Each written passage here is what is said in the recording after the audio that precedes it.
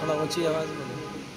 बात कहने की ज़रूरत नहीं है, तकरीबन हम समझते हैं कि सारी बातें आ गई हैं और शिबू सुरेन से मुताल्लिक मवाद उन्हीं के पास है जो उनके साथ रहे हैं, सहे हैं, या आंदोलन में हो या उनका उठना बैठना हो, बेहतर जानकर बताया भी उन्होंने।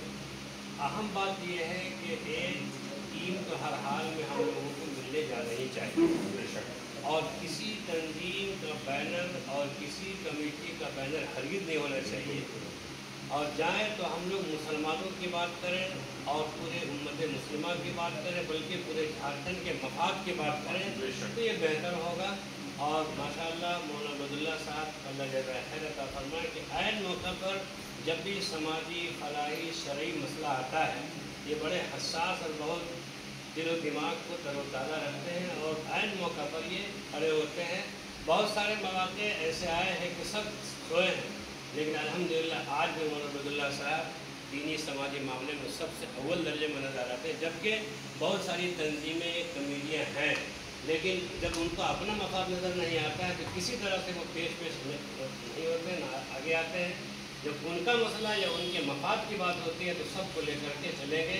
और आज मुसलमानों में सबसे बड़ी बात यह कमी है कि आज मुसलमानों ही को बेचने में लगा हुआ है। ये बड़ी अफसोस की बात है।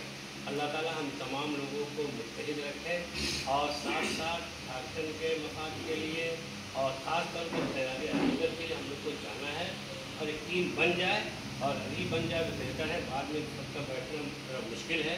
जितने लोगों को बनाना बना दिया जाए, इंशाअल्लाह जल्द से जल्द इसको काम को कर दिया जाए।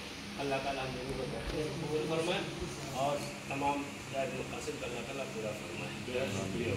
मुफ्ती नसरुद्दीन साहब, मुफ्ती नसरुद्दीन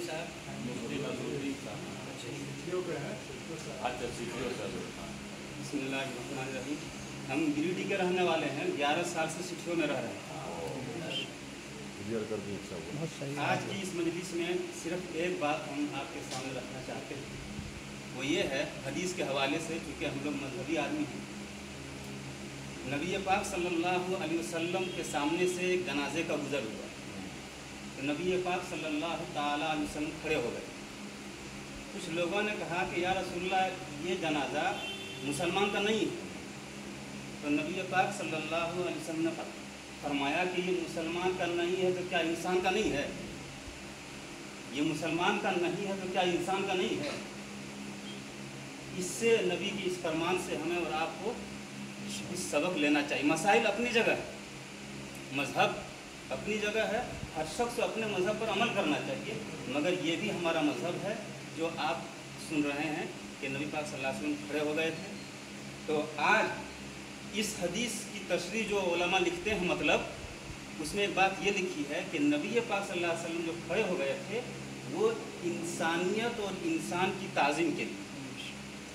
और कुरान मुक़द्दस में खुद अल्लाह ने बयान किया, वलक़द कर्रमना बनी आदम, इंसान को हमने इज़्ज़त वाला बनाया, हर इंसान को। और जो इंसान अजीम हो और अजीम हस्ती का मालिक हो तो उसकी इज़्ज़त और वक़ार में इजाफ़ा हो जाता है। तो आज हम लोग यहाँ जमा हुए हैं तो गुरु जी की ताज़ीम और उनके अजीम कारनामों की ताज़ीम के लिए जमा हुए। इन्हीं बातों पर हम अपनी बात ख़त्म करते हैं। अल्लाह ताला सबको सही समझने की तौफीक दे।